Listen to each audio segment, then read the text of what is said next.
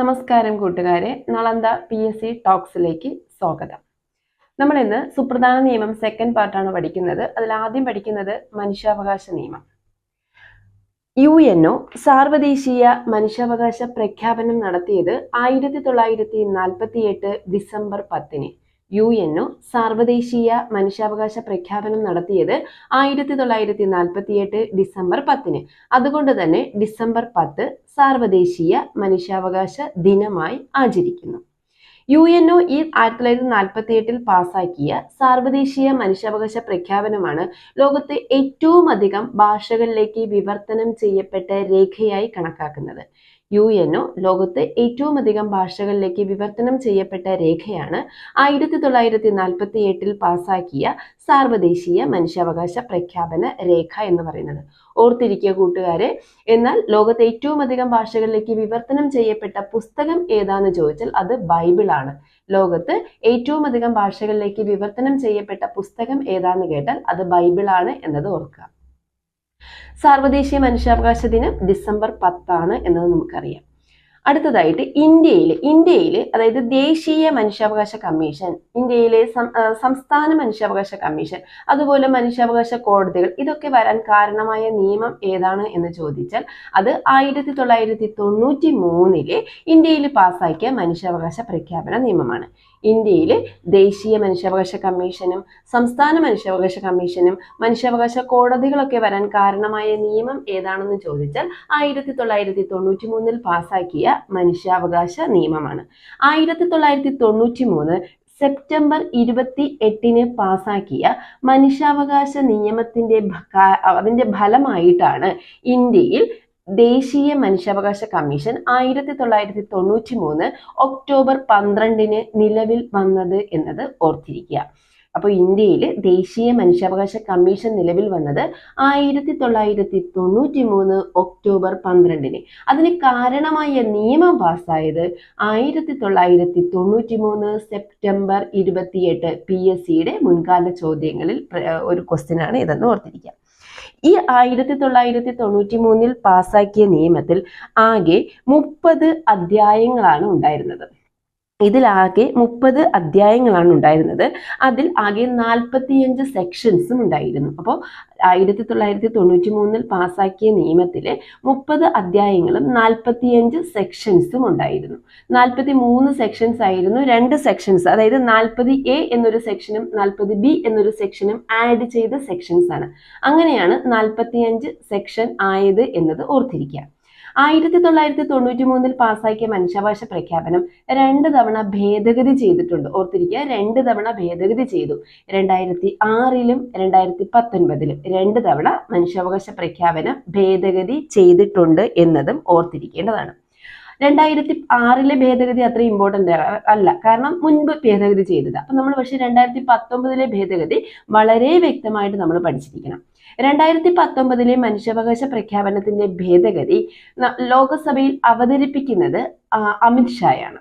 2019 മനുഷ്യാവകാശ ഭേദഗതി ലോകസഭയിൽ അവതരിപ്പിക്കുന്നത് അമിത് ഷായാണ്. ഇത് പറയുമ്പോൾ തീർച്ചയായും നിങ്ങൾ ഓർത്തിരിക്കുക, വിവരാവകാശ നിയമം 2019 ഭേദഗതി ലോകസഭയിൽ അവതരിപ്പിച്ചത് ആരായിരുന്നു? ജിതേന്ദ്ര സിംഗ് ആയിരുന്നു. ഉപഭോക്തൃ സംരക്ഷണ നിയമം 2019 ഭേദഗതി പാർലമെന്റിൽ അവതരിപ്പിച്ചത് ആരായിരുന്നു? രാംവിലാസ് പസ്വാൻ ആയിരുന്നു. മനുഷ്യാവകാശ പ്രഖ്യാപനം 2019 ഭേദഗതി പാർലമെന്റിൽ അവതരിപ്പിക്കുന്നത് ആരാണ്? അമിത് ഷായാണ്. ഈ 2019 ഭേദഗതി അമിത് ഷാ ലോകസഭയിൽ അവതരിപ്പിക്കുന്നത് 2019 ജൂലൈ 8. അമിത് ഷാ 2019 ഭേദഗതി ലോകസഭയിൽ അവതരിപ്പിക്കുന്നത് 2019 ജൂലൈ 8. എന്നാൽ ഇത് ലോകസഭ പാസ്സാക്കുന്നത് 2019 ജൂലൈ 19. ലോകസഭ പാസ്സാക്കുന്നത് എന്നാണ്? 2019 ജൂലൈ 19 ലോകസഭ പാസ്സാക്കുന്നത്. രാജ്യസഭ പാസ്സാക്കിയത് 2019 ജൂലൈ 22. 2019 ജൂലൈ 22 രാജ്യസഭ പാസ്സാക്കുന്നത്. എന്നാൽ പ്രസിഡന്റ് സൈൻ ചെയ്തെന്ന്, അതായത് അംഗീകരിക്കപ്പെടുന്നത് എന്നാന്ന് ചോദിച്ചാൽ അത് 2019 ജൂലൈ 27. ഓർത്തിരിക്കുക, ഈ ഡേറ്റുകൾ ബുദ്ധിമുട്ടുള്ളവർ അംഗീകരിച്ച ഡേറ്റ് എങ്കിലും മസ്റ്റ് ആയിട്ട് ഓർത്തിരിക്കുക. എന്നാണ് പ്രസിഡന്റ് അംഗീകരിച്ചത് എന്നാണ്? 2019 ജൂലൈ 27 പ്രസിഡന്റ് അംഗീകരിക്കുന്നത് എന്നത് ഓർത്തിരിക്കാം. അപ്പോൾ ഈ 2019 ഭേദഗതി പാർലമെന്റിൽ അവതരിപ്പിക്കുന്ന അമിത്ഷയാണ്. അദ്ദേഹം ലോക്സഭയിൽ ഇത് ആദ്യമായിട്ട് അവതരിപ്പിക്കുന്നത് 2019 ജൂലൈ 8-നാണ്. ലോക്സഭ പാസ്സാക്കുന്നത് 2019 ജൂലൈ 19-ലാണ്. രാജ്യസഭ പാസ്സാക്കുന്നത് 2019 ജൂലൈ 22-നാണ്. പ്രസിഡന്റ് അംഗീകരിക്കുന്നത് 2019 ജൂലൈ 27-നാണ് എന്നതും ഓർത്തിരിക്കുക. അപ്പൊ നമുക്ക് അടുത്തത് ദേശീയ മനുഷ്യാവകാശ കമ്മീഷനിലേക്ക് കടക്കാം. ദേശീയ മനുഷ്യാവകാശ കമ്മീഷൻ ഞാൻ പറഞ്ഞു 1993 സെപ്റ്റംബർ 28-ലെ ദേശീയ മനുഷ്യാവകാശ നിയമപ്രകാരം ദേശീയ മനുഷ്യാവകാശ കമ്മീഷൻ നിലവിൽ വരുന്നത് 1993 ഒക്ടോബർ 12-ലാണ്. ദേശീയ മനുഷ്യാവകാശ കമ്മീഷന്റെ ആസ്ഥാനം എവിടെയാണ് എന്ന് ചോദിച്ചാൽ മാനവ് അധികാർ ഭവൻ ന്യൂഡൽഹിയാണ് ദേശീയ മനുഷ്യാവകാശ കമ്മീഷന്റെ ആസ്ഥാനം. ദേശീയ മനുഷ്യാവകാശ കമ്മീഷന്റെ അംഗങ്ങളുടെ എണ്ണം എന്ന് ചോദിച്ചാൽ നമ്മൾ 6 അംഗങ്ങളാണ് പറയേണ്ടത്. ദേശീയ മനുഷ്യാവകാശ കമ്മീഷന്റെ അംഗങ്ങളുടെ എണ്ണം 6. ചില പുസ്തകങ്ങളിൽ 13 എന്ന് കൊടുക്കുന്നുണ്ട്. അതായത് 6+7 ആണ് ദേശീയ മനുഷ്യാവകാശ കമ്മീഷനിലെ അംഗങ്ങളുടെ എണ്ണം.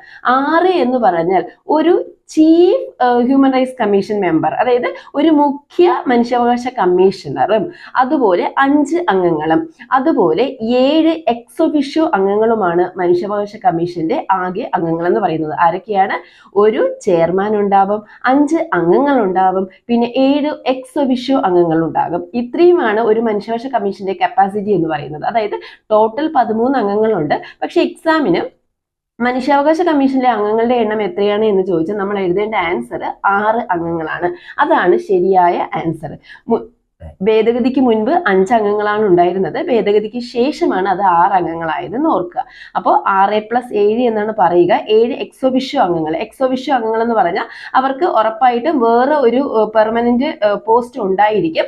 അഡീഷണൽ ആയിട്ട് ഈ പോസ്റ്റും കൂടി ചെയ്യുന്നു. അതാണ് എക്സ് ഒഫീഷ്യോ അംഗങ്ങൾ എന്നതുകൊണ്ട് ഉദ്ദേശിക്കുന്നത്. അതായത് ഇപ്പൊ എക്സ് ഒഫീഷ്യോ അംഗങ്ങൾ എന്ന് പറഞ്ഞാൽ ഇപ്പൊ ന്യൂനപക്ഷ കമ്മീഷന്റെ ചെയർമാൻ, നമ്മുടെ പട്ടികജാതി കമ്മീഷന്റെ ചെയർമാൻ, പട്ടികവർഗ കമ്മീഷന്റെ ചെയർമാൻ, അങ്ങനെ പിന്നോക്ക വിഭാഗ കമ്മീഷന്റെ ചെയർമാൻ, അപ്പൊ ബാലാവകാശ കമ്മീഷന്റെ ചെയർമാൻ, ഇങ്ങനെയുള്ള ആളാണ് ഇതിൽ എക്സ് ഒഫീഷ്യോ അംഗങ്ങളായിട്ട് വരുന്നത് എന്ന് ഓർക്കുക.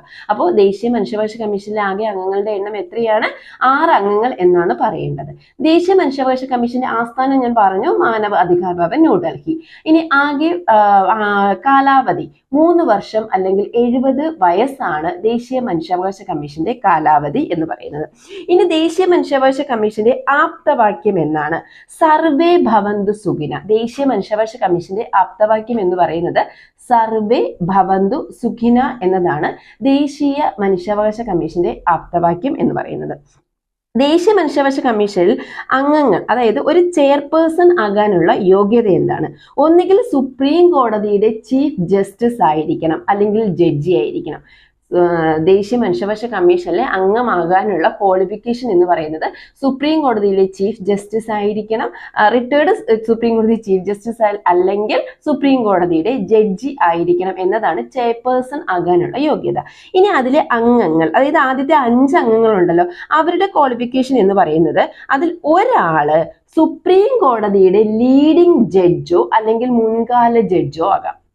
അടുത്തയാള് ഹൈക്കോടതിയുടെ ലീഡിംഗ് ജഡ്ജോ അല്ലെങ്കിൽ മുൻകാല ജഡ്ജോ ആകാം. അടുത്ത 3 പേരെന്ന് പറയുന്നത് മനുഷ്യാവകാശ രംഗവുമായിട്ട്, മനുഷ്യാവകാശ പ്രവർത്തനങ്ങളുമായിട്ട് പ്രവൃത്തി പരിചയമുള്ള ആളായിരിക്കണം. അതിൽ ഒരു വനിത മസ്റ്റായിട്ടും ഉണ്ടായിരിക്കണം. അപ്പൊ മനുഷ്യാവകാശ കമ്മീഷനിലെ 6 അംഗങ്ങളുടെ ക്വാളിഫിക്കേഷനും എങ്ങനെയുള്ളവരായിരിക്കണം എന്നതിനെ കുറിച്ചാണ് നമ്മൾ സംസാരിക്കുന്നത്. മനുഷ്യാവകാശ കമ്മീഷനിലെ ചെയർപേഴ്സൺ എന്ന് പറയുന്നത് സുപ്രീം കോടതിയുടെ ചീഫ് ജസ്റ്റിസ് അല്ലെങ്കിൽ ജഡ്ജി ആയ വ്യക്തിയായിരിക്കണം. ഇനി മറ്റ് 5 അംഗങ്ങളിൽ ഒരാൾ എന്ന് പറയുന്നത് സുപ്രീം കോടതിയുടെ മുൻകാല ജഡ്ജി അല്ലെങ്കിൽ ലീഡിംഗ് ജഡ്ജ് ആയിരിക്കും. അല്ലെങ്കിൽ അടുത്ത അംഗം എന്ന് പറയുന്നത് ഹൈക്കോടതിയുടെ മുൻകാല ജഡ്ജ് അല്ലെങ്കിൽ ലീഡിംഗ് ജഡ്ജ് ആയിരിക്കണം. മറ്റ് 3 അംഗങ്ങൾ എന്ന് പറയുന്നത് എന്താണ്? മനുഷ്യാവകാശ പ്രവർത്തനങ്ങളുമായി മുൻപരിചയമുള്ള ആളായിരിക്കണം. അതിൽ ഒരു വനിത ഉണ്ടായിരിക്കണം എന്നതും ഓർക്കുക. മറ്റ് എക്സ് ഒഫീഷ്യോ അംഗങ്ങളെ കുറിച്ച് നമ്മൾ സംസാരിച്ചതാണ്. ഇനി മനുഷ്യാവകാശ കമ്മീഷനിലെ അംഗം ആദ്യത്തെ ചെയർപേഴ്സൺ ആരാണ് എന്ന് ചോദിച്ചാൽ നമുക്കറിയുന്നത് ആരാണ്? രംഗനാഥ മിശ്രയാണ്. മനുഷ്യാവകാശ കമ്മീഷന്റെ ദേശീയ മനുഷ്യാവകാശ കമ്മീഷന്റെ ആദ്യത്തെ ചെയർപേഴ്സൺ ആരാണ്? രംഗനാഥ രംഗനാഥ മിശ്രയാണ് ദേശീയ മനുഷ്യാവകാശ കമ്മീഷന്റെ ആദ്യത്തെ ചെയർപേഴ്സൺ എന്ന് പറയുന്നത് രംഗനാഥ മിശ്രയാണ്. ഇനി ഇപ്പൊ എല്ലാ പരീക്ഷകൾക്കും ചോദിക്കുന്നത് ഒന്നാമത്തെ ചോദിക്കുന്നില്ല അല്ലെ, രണ്ടാമത്തെ മൂന്നാമത്തെ ഒക്കെയാണ് ചോദിക്കുന്നത്. മനുഷ്യാവകാശ കമ്മീഷനെയും ചോദിച്ചിട്ടുണ്ട്. കഴിഞ്ഞ ഒരു എക്സാമിന് താഴെ കൊടുത്തിരിക്കുന്നവയിൽ ദേശീയ മനുഷ്യാവകാശ കമ്മീഷൻ ചെയർപേഴ്സൺ അല്ലാത്ത വ്യക്തി ആര് എന്ന് ചോദിച്ചിട്ടുണ്ടായിരുന്നു. അപ്പൊ നമ്മളൊരു 5-6 പേരുടെ പഠിക്കേണ്ടതായിട്ട് ആവശ്യമുണ്ട്. അപ്പൊ ഒന്നാമത്തെ ദേശീയ മനുഷ്യാവകാശ കമ്മീഷന്റെ ചെയർപേഴ്സൺ ആരാണെന്ന് ചോദിച്ചാൽ ഞാൻ പറഞ്ഞു രംഗനാഥ മിശ്രയാണ്. ആരാണ് ഒന്നാമത്തെ മനുഷ്യാവകാശ കമ്മീഷന്റെ ചെയർപേഴ്സൺ. രണ്ടാമത്തെ വ്യക്തി എന്ന് പറയുന്നത് വെങ്കിട ചെല്ലയ്യ. ആരാണ്? വെങ്കിട ചെല്ലയ്യാണ് രണ്ടാമത്തെ മനുഷ്യാവകാശ കമ്മീഷന്റെ ചെയർപേഴ്സൺ എന്ന് പറയുന്നത്. മൂന്നാമത്തെ വ്യക്തി എന്ന് പറയുന്നത് JS വർമ്മയാണ്. മൂന്നാമത്തെ മനുഷ്യാവകാശ കമ്മീഷൻ ചെയർപേഴ്സൺ ആരായിരുന്നു? JS വർമ്മ. നാലാമത്തെ ആളെന്ന് പറയുന്നത് AS ആനന്ദ്. ആണ് AS ആനന്ദ് ആണ് നാലാമത്തെ വ്യക്തി എന്ന് പറയുന്നത്. അഞ്ചാമത്തതാണ് ആദ്യത്തെ ആക്ടിംഗ് ചെയർപേഴ്സൺ ആയിരുന്നു ശിവരാജ് ബി പാട്ടീൽ. അഞ്ചാമത്തേത് ആദ്യത്തെ ആക്ടിംഗ് ചെയർപേഴ്സൺ ആയിരുന്നു ശിവരാജ് ബി പാട്ടീൽ ആണ്. ആറാമത്തെ വ്യക്തി എന്ന് പറയുന്നത് രാജേന്ദ്ര ബാബു. ആറാമത്തെ വ്യക്തി എന്ന് പറയുന്നത് രാജേന്ദ്ര ബാബു ആണ്. ഓക്കെ, അപ്പൊ ഒന്നും കൂടി പറയാം. ദേശീയ മനുഷ്യാവകാശ കമ്മീഷന്റെ ഒന്നാമത്തെ ചെയർപേഴ്സൺ എന്ന് പറയുന്നത് ആരാണ്? രംഗനാഥ മിശ്രയാണ്. രണ്ടാമത്തെ വ്യക്തി എന്ന് പറയുന്നത് JS വർമ്മയാണ്. മൂന്നാമത്തെ വ്യക്തി എന്ന് പറയുന്നത് AS ആനന്ദ് ആണ്. നാലാമത്തെ വ്യക്തി എന്ന് പറയുന്നത് തെറ്റിപ്പോയല്ലേ, ഒന്നാമത്തത് രംഗനാഥ മിശ്രയാണ്. രണ്ട് വെങ്കിട ചെല്ലയാണ്. മൂന്നാമത്തത് JS വർമ്മയാണ്. നാലാമത്തത് AS ആനന്ദ് ആണ്. അഞ്ചാമത്തേത് ആദ്യത്തെ ആക്ടിംഗ് ചെയർപേഴ്സൺ ആണ് ശിവരാജ് ബി പാട്ടീലാണ്. ആറാമത്തേത് രാജേന്ദ്ര ബാബു ആണ്, ജസ്റ്റിസ് രാജേന്ദ്ര ബാബു ആണ് എന്നതും ഓർത്തിരിക്കുക. എന്നാൽ ഇപ്പോൾ ദേശീയ മനുഷ്യാവകാശ കമ്മീഷന്റെ ചെയർപേഴ്സൺ ആരാണ്? പ്രസന്റ് ആക്ടിംഗ് ആണ് വിജയ ഭാരതി സയാനിയാണ്. പ്രസന്റ് എന്താണ് ദേശീയ മനുഷ്യാവകാശ കമ്മീഷന്റെ ചെയർപേഴ്സൺ എന്ന് പറയുന്നത് വിജയ ഭാരതി സയാനിയാണ്. അദ്ദേഹം 13ാമത്തെയാണ്. അവർ 13ാമത്തെ ദേശീയ മനുഷ്യാവകാശ കമ്മീഷൻ ചെയർപേഴ്സൺ ആണ്. തൊട്ടു മുന്നേ അരുൺകുമാർ മിശ്ര ആയിരുന്നു. അദ്ദേഹം 12ാമത്തെ വ്യക്തിയായിരുന്നു. അദ്ദേഹം 12ാമത്തെ ആളായിരുന്നു അരുൺകുമാർ മിശ്ര എന്നതും ഓർത്തിരിക്കുക. ദേശീയ മനുഷ്യാവകാശ കമ്മീഷനിൽ അംഗമായ ആദ്യത്തെ മലയാളി വനിത ഏത്? ഒരുപാട് പരീക്ഷകൾക്ക് ചോദിച്ചിട്ടുണ്ട്. ഫാത്തിമ ബീവിയാണ്. ദേശീയ മനുഷ്യാവകാശ കമ്മീഷനിൽ അംഗമായ ആദ്യത്തെ മലയാളി വനിതയാണ് ഫാത്തിമ ബീവിയാണ് എന്നത് ഓർക്കുക. ഇനി ദേശീയ മനുഷ്യാവകാശ കമ്മീഷനിൽ ചീഫ് ജസ്റ്റിസ് ആയ ആദ്യത്തെ മലയാളി ആര്? മുഖ്യ ദേശീയ മനുഷ്യാവകാശ കമ്മീഷണറായ ആദ്യത്തെ മലയാളിയാണ് KG ബാലകൃഷ്ണൻ. KG ബാലകൃഷ്ണൻ എന്നതും ഓർത്തിരിക്കുക. KG ബാലകൃഷ്ണൻ. ഒരു ക്വസ്റ്റ്യനും കൂടി അവിടെ വളരെ ഇമ്പോർട്ടന്റ് ആയിട്ട് വരുന്നുണ്ട്. അതായത് സുപ്രീം കോടതി സാധാരണ ദേശീയ മനുഷ്യാവകാശ കമ്മീഷന്റെ ചെയർപേഴ്സൺ ആയ വ്യക്തികളെല്ലാം സുപ്രീം കോടതിയുടെ ചീഫ് ജസ്റ്റിസ് ആയിരുന്നു.